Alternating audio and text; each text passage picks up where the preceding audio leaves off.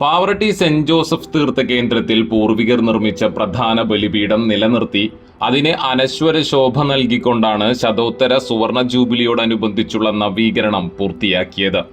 Italian ഫോയിലുകൾ പതിപ്പിച്ച് ബലിപീഠത്തിനെ ശോഭ വർദ്ധിപ്പിച്ച ആ വിശേഷമാണ് പാവറട്ടിപ്പള്ളി ഇന്നലകളിൽ പങ്കുവയ്ക്കുന്നത്.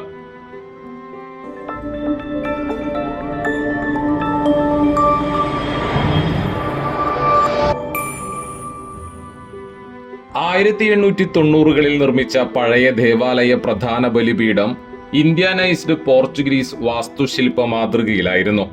സ്ഥലപരിമിതി മൂലം 1975ലാണ് ഇന്ന് കാണുന്ന വിസ്തൃതമായ ദേവാലയം പണി കഴിപ്പിച്ചത്. ഈ നിർമ്മാണങ്ങളിൽ ഒക്കെയും പൂർവികരായി നിർമ്മിച്ച അൾത്താരയ്ക്കോ അതിലെ തിരുസ്വരൂപങ്ങൾക്കോ ഒരു വിധത്തിലുള്ള മാറ്റവും വരുത്താതെ ഇന്നും പഴയതുപോലെ സംരക്ഷിച്ചു വരുന്നതായി ചരിത്രകാരനായ റാഫി നീലങ്കാവിൽ പറയുന്നു.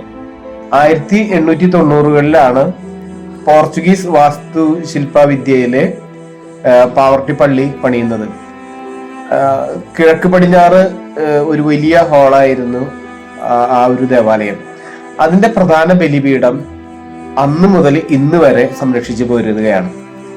പിന്നീട് തെക്കോട്ടും വടക്കോട്ടും ഒക്കെ അതിന്റെ ഹാളുകൾ പണിതപ്പോഴും പിന്നീട് 100ാം വർഷത്തിലെ പുതിയ ദേവാലയം നിർമ്മിച്ചപ്പോഴും അതിന്റെ ആദ്യത്തെ പ്രധാന ബലിപീഠത്തിന് യാതൊരു മാറ്റവും വരുത്തിയിട്ടില്ല. ഇന്ന് ശതോത്തര സുവർണ ജൂബിലിയോടനുബന്ധിച്ച് നവീകരണം നടക്കുമ്പോൾ അതിന്റെ പ്രധാന ബലിപീഠം അതുപോലെ നിലനിർത്തി ഫോയിലുകൾ, ആധുനിക രീതിയിലുള്ള ഫോയിലുകൾ ഒട്ടിച്ചു ചേർത്തുകൊണ്ടാണ് അതിന്റെ നവീകരണം നിർവഹിക്കുന്നത്. പൂർവികർ നിർമ്മിച്ച നിലവിലുള്ള മദ്ബഹയുടെ ഇരുവശങ്ങളിലും പുരാതന മദ്ബഹയിലെ കലാരൂപ രീതികൾ അതേപടി അനുകരിച്ച് തിരുകുടുംബത്തോടൊപ്പം തൊഴിലാളി മധ്യസ്ഥനായ വിശുദ്ധ യൗസേപ്പ് തൊഴിൽ ചെയ്യുന്ന ദൃശ്യം കാണാനാകും. യേശുവിന്റെയും പരിശുദ്ധ കന്യാമറിയത്തിന്റെയും ദൈവദൂതന്മാരുടെയും സാന്നിധ്യത്തിൽ വിശുദ്ധ യൗസേപ്പ് പിതാവിന്റെ നന്മരണ ദൃശ്യവും നിലമ്പൂർ തേക്ക് മരത്തിൽ കൊത്തുപണികൾ ചെയ്തിട്ടുണ്ട്. നവീകരണ നിർമ്മാണ പ്രവർത്തനങ്ങൾ പൂർത്തിയാക്കി ഇത് 2025 നവംബർ 30 മാർ ജേക്കബ് തൂങ്കുഴി ആശീർവാദ കർമ്മം നിർവഹിച്ചു.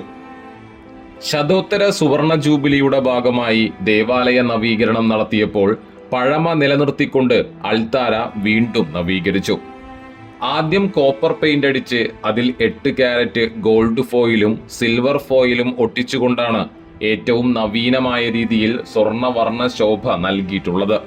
പ്രധാനമായും ഗോൾഡ്, സിൽവർ, കോപ്പർ ഫിനിഷുകളിൽ ലഭ്യമാകുന്ന ഇവ മദ്ബഹയ്ക്ക് കൂടുതൽ ആത്മീയമായ ശോഭയും രാജകീയ പ്രൗഢിയും നൽകുന്നു. ഇറ്റാലിയൻ ഫോയിലുകൾ ഉപയോഗിച്ചാണ് മദ്ബഹയുടെ നവീകരണം പൂർത്തിയാക്കുന്നത്. ഈ ഫോയിലുകൾ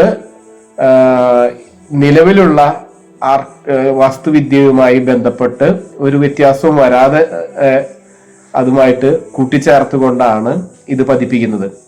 ഇപ്പൊ ഒരു രാജകീയമായ ഒരു പ്രൗഢി ലഭിക്കുന്നു, അവ നിറമങ്ങില്ല, അങ്ങനെ ഒത്തിരിയേറെ പുതുമകൾ ഇതിനുണ്ട്. ഇത് ഇപ്പോൾ എല്ലാ രാജ്യങ്ങളിലും ഇത് ഉപയോഗിച്ചു കൊണ്ടിരിക്കുന്ന ഒരു പുതിയ ഒരു രീതിയാണ്. അത് നമ്മുടെ പാവറട്ടി പള്ളിക്കും കരഗതമായിരിക്കുന്നു.